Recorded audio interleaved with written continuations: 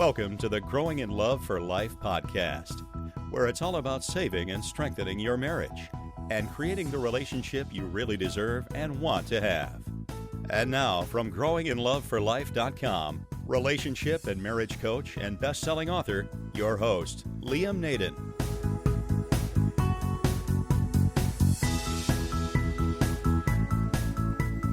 This is episode 22 of the Growing in Love for Life podcast. Hi everyone, it's Liam Naden here. Welcome back to this episode of our podcast. And just a reminder, of course, that these podcasts are now happening every 2 weeks rather than every week. As I explained in the last podcast, my time is just getting a little bit taken up with helping people in my Save Your Marriage program, and of course these people are my priority, and I still want to bring you some real quality information in these podcasts. So they do take me a bit of time to put together, and I want to continue to be able to put the time into these podcasts. So anyway, this week I want to talk about something which I've called the essential ingredient for saving and strengthening your marriage. And I was thinking about this because so many people contact me or they join my Save Your Marriage program who are really desperate to save your marriage. And maybe you're in this situation, but these are people who are usually experiencing all sorts of problems and they're very unhappy. So, the communication might have broken down with their spouse, totally. Or all their love and intimacy might have gone from their relationship, and it could even be at the stage where their husband or their wife or even themselves is having an affair, or at least thinking about having an affair anyway. So people are obviously wanting a solution, and they want their marriage to be happy again. They want their husband or their wife to be in love with them again. They want an affair, if that's what's happening. They want that to stop. They want their problems to stop, and they want to go back to having a happy marriage. And I'm sure you're probably in that situation if you're listening to this as well. But there are a couple of things that I've really noticed, and that is, firstly, that most people are only willing to do something about saving and strengthening their marriage when things have reached a crisis point. In other words, when they're looking at their marriage ending, like if not immediately, then very, very soon. And it could be that their spouse has told them they want to leave, or they've had enough, or that they're having an affair, or the person is frightened that their spouse is going to have an affair if it hasn't already. So that's the first thing. Most people are only willing to do something when things have reached a crisis point. And the second thing is they want, and in fact they even expect, that they can save their marriage, solve all of their problems, make things happy again like they used to be, virtually overnight. So they want to stop their spouse from leaving. They want to stop the affair. They want to be happy again, and they want it now. But if you're in the situation where you think your marriage could end very soon, this podcast has got some really good ideas for you, and I hope and I'm pretty sure they can be of a big help. And if you're not in the situation that your marriage is looking like ending soon, if you're not in an absolute crisis point right now, but things are still going downhill for you and you don't like where things are heading, then I think you're also going to get a lot of value from the things I'm sharing here. But if you're not in a crisis situation, there's one thing I'll add, and that is, please don't leave it until you are in a crisis situation. Don't leave it until the last minute to do something to improve your marriage and sort out your problems. Because the sooner you do something, the easier it is, and it's much easier as well. So if you're in that situation, also please consider joining my Save Your Marriage Relationship Transformation program, because it's not just for people whose marriage is just about to go off the cliff. In fact, some of the best results I've had with the program have been with people who got to work on their marriage when they started to feel that things weren't right. And when you're in that situation, it's so much easier to get things back on track again. But either way, whether your marriage is in an immediate crisis point or not, I think you're going to find what I'm going to share with you today is pretty interesting, and my hope is that it's useful to you as well, obviously. So let's get started with looking at what I think is the essential ingredient for saving and strengthening your marriage. Now, if you've listened to any of my earlier podcasts, and and it's amazing to me in a way. We're up to episode number 22 already. But if you've listened to any of the early ones, you'll know that I believe there are really only two things to do if you want to save your marriage and to turn it into the only sort of marriage worth having, which is a great one. And the first thing is, you have to find out the wrong things that you have been doing, and you have to stop doing them. That's the first thing. Find out what the wrong things are and stop doing them. And secondly, find out what the right things are to improve your marriage, to save it, to strengthen the relationship between you and your spouse, to stop the pain, stop the problems. Find out what the right things are that you haven't been doing, or that perhaps you used to do and you've stopped doing. So find out what those things are and start doing them. So really they're the only two things you need to do. And in fact, this is clearly the formula, I think, for success, not only in your marriage, but in any area of your life. And that's obviously what I'm trying to give you in these podcasts and in my Kindle books, and in a much more powerful and systematic way in my Save Your Marriage program. But I'm trying to give you ideas on the right things and the wrong things. And that's what you need to find out. You need to find out what's helping your marriage and what's harming your marriage. And start doing the right things. And unfortunately, these things are often the opposite of what we think they are, and that's one of the reasons I think that many people, in fact most people who are in an unhappy marriage, it's the reason they stay stuck and they feel powerless as they watch their spouse leave them or their marriage fail. It's literally they just don't know what to do, or perhaps they try really hard to do things and it still falls apart because they're simply not doing the right things, the things that actually work. Alright, but once you've discovered the right and the wrong things to do and not to do, and you're acting accordingly, here's the thing, and this is the essential ingredient that so many people leave out, but I think it's really critical to success, and it's simply this: give it time. Give it time. You know, we live in an instant gratification society, and this focus on getting what we want right now, I think, is one of the most harmful things to us personally and also to society as a whole. And people are constantly being bombarded with this idea that not only should we want something, but that we should expect to get it straight away. I mean, think of infomercials. They're a good example, or really any form of advertising. You know, we get messages such as, use this machine for only 3 minutes a day and look fabulous in a week, or put on this makeup and look 10 years younger, or try this really easy diet and lose 20 pounds before you know it, or even get rich now by doing this simple system. And the whole message is about instant and almost effortless, if not totally effortless, results. But the truth is, it's just not like that in the real world. And of course, we all know miracle stories, and that's part of the media as well, as to tell us these miracle stories of people who have achieved things virtually overnight. But here's a question for you. Do you actually know any of these miracle people personally? And I think the answer is probably not, because I don't believe they actually exist. Or if they do, then it's an absolute fluke.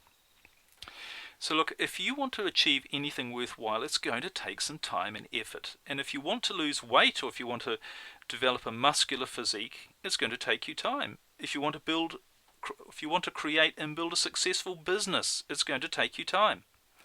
Things are going to happen slowly. And in fact, they're probably going to happen so slowly that you won't even notice the difference day to day.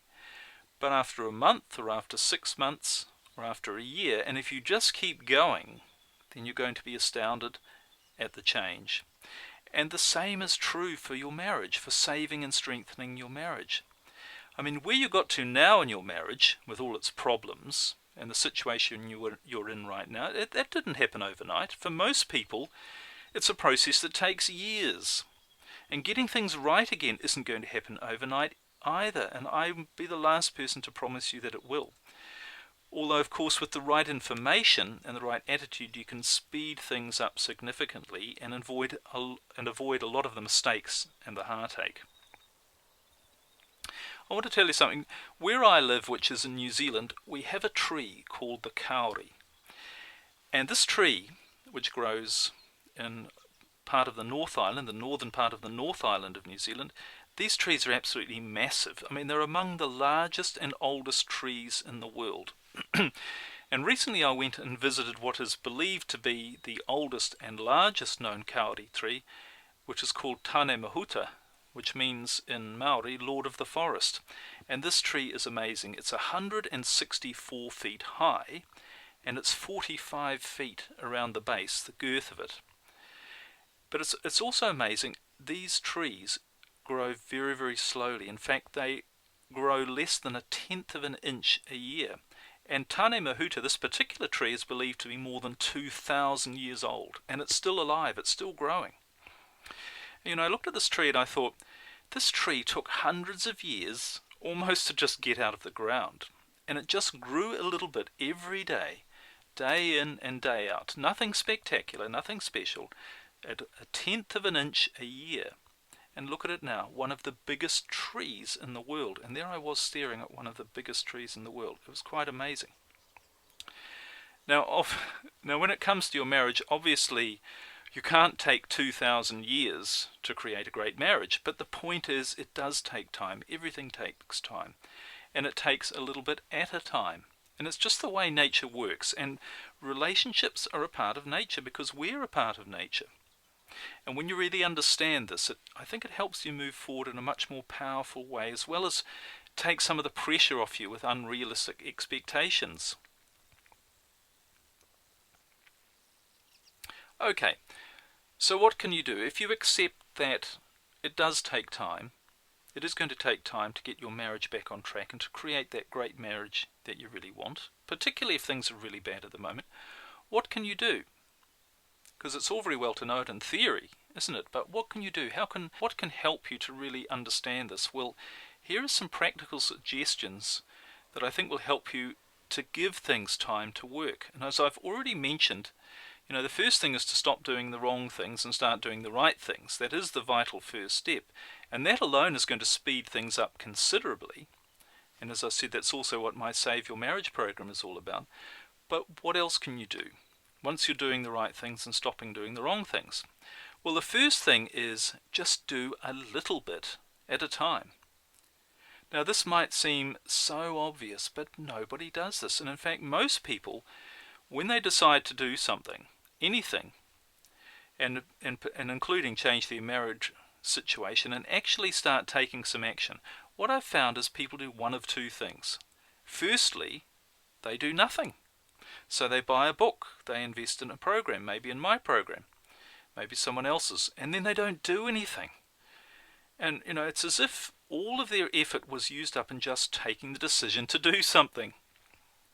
And then they do nothing else. And it's almost like one of life's great mysteries, but it is what happens.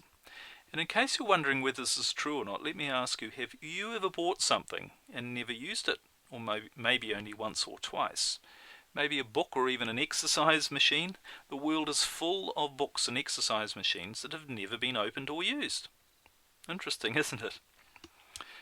Alright, so that's the first thing people do when they decide they're going to take some action. They do nothing. Now, the second thing is that if people don't do that, and that is most people, so say if 90% or 95% of people do nothing, then I'd say another 4.5% of people do this, and that is they put in a big effort at the start and then they stop. So they put in all of this effort, they decide they're going to do something about it, maybe they've reached a crisis point, but they've come to the decision they're going to do something about it, and they take some action and they buy a program or they buy a book, and they get into that very small percentage who actually read the book or work on the program, and they put a huge amount of effort in to start with, and then very quickly they stop. But here's the thing, there's only a very, very small percentage of people who buy something, use it, take action, and apply it consistently over a period of time. And it's so much easier and far more effective to do it just a little bit at a time. Because what happens when you do it a little bit at a time, it also becomes a habit. And that's one of the reasons my Save Your Marriage program is a 30-day program, because what we do each day is just a little bit which builds on the day before, both on your understanding and your actions. So at the end of 30 days, you're quite a different person. So that's the first thing. Do a little bit at a time. Don't rush in. First of all, do something. Take action. Nothing's going to change if you don't take any action, but realize you don't need to do it all at once. And if you try to do it all at once, chances are you're going to fizzle out very quickly. So just do a little bit at a time. Now the second thing, and this is related in a way, but the second thing is never give up. And again, I've talked about this quite a bit in previous podcasts, but from my perspective, from what I've seen, there are actually only two reasons that I've ever seen why a marriage can't be saved. And the first reason is that both spouses give up. Now maybe you're listening to this because your spouse has given up on your marriage. Maybe your husband or your wife wants to end it and you don't. But once you give up, then your marriage is going to end, guaranteed. So that's the first reason of why that I've seen why marriages can't be saved, is when both people have decided to give up. And the second reason why your marriage can't be saved, from what I've seen, is if you decide that you don't want to save it anyway. It's when you come to the conclusion that maybe it just isn't worth the effort, or it's not the right marriage for you anyway, or that you've just realized you can never really be happy in that marriage, and that you're only going to really be happy if you go and find someone else. And this is actually a very positive thing. I think it's great, because it's your happiness is what it's all about at the end of the day, and you're never going to make anyone else happy unless you're happy. And there's nothing wrong with admitting and realizing and understanding that you're not in the right marriage for you or for your spouse as well. In fact, a number of people who've been through my program, the Save Your Marriage program, have come to this conclusion and have gone on to become much stronger and happier and more successful people with someone else.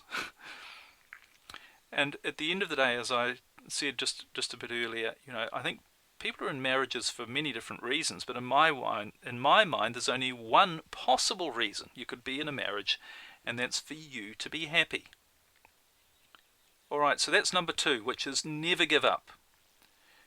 Give it time, first thing, and just never give up. Now the third thing to do is be as cheerful and positive as you can at all times. Now, if you're going through hell, you're probably saying to me, that is absolutely ridiculous. How can I possibly be cheerful and positive? It's horrible. And I'm the first to acknowledge it can be extremely difficult. And in fact, a lot of the time you're not going to necessarily be cheerful and positive, but the key is to try. And this is probably the thing I have seen save more marriages than anything else, is people trying to be cheerful and positive, which sounds very counterintuitive, but I go into it a lot in my program about why this is the case and how to do it, but it really works. So just to give you a couple of ideas here, when you're saying, well, there's no way I can possibly be cheerful and happy, and my situation is terrible. Well, one way to stay cheerful and happy is to remember that if you're doing the right things and you're not doing the wrong things, and you're working on these just a little bit at a time, and you're not giving up, then one of only two things can happen. Either you're going to create a great marriage with your spouse again, so things are going to get back to where you really want them to be, or your marriage is going to end and you're going to go on and find someone else with whom you really can be yourself and who loves you for who you really are, and you can have a great relationship with them.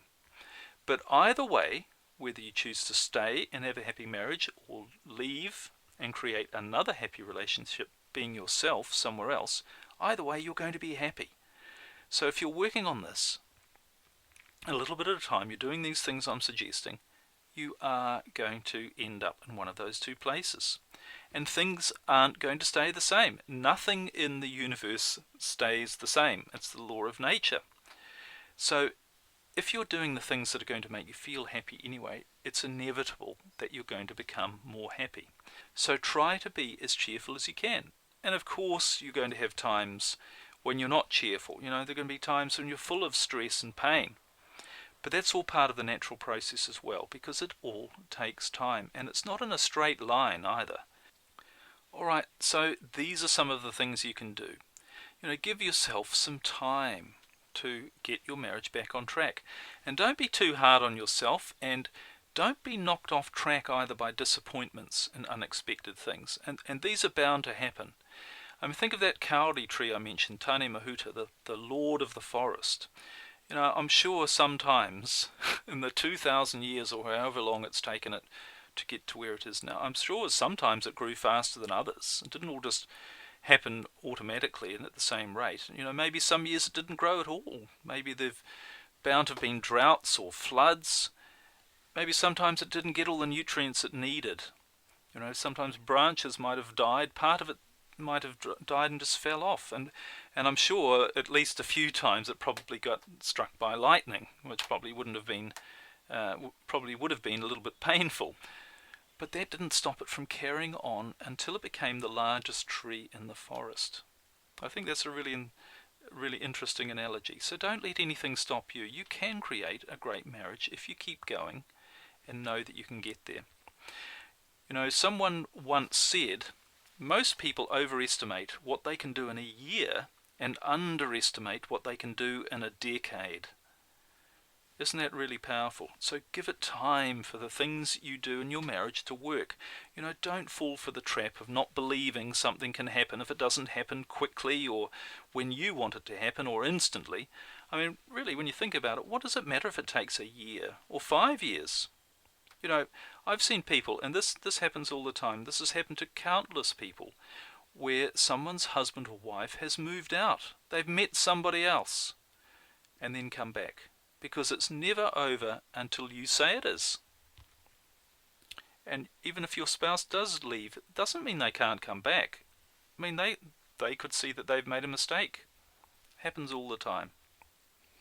So give it time, and if you'd like to take the fast track to saving and transforming your marriage and save yourself even more time and effort and unnecessary grief, then please consider joining my Save Your Marriage Relationship Transformation Program. It's a step-by-step process, and it's going to really help you to see exactly how your marriage works and what to do to make it work even better and get it back on track.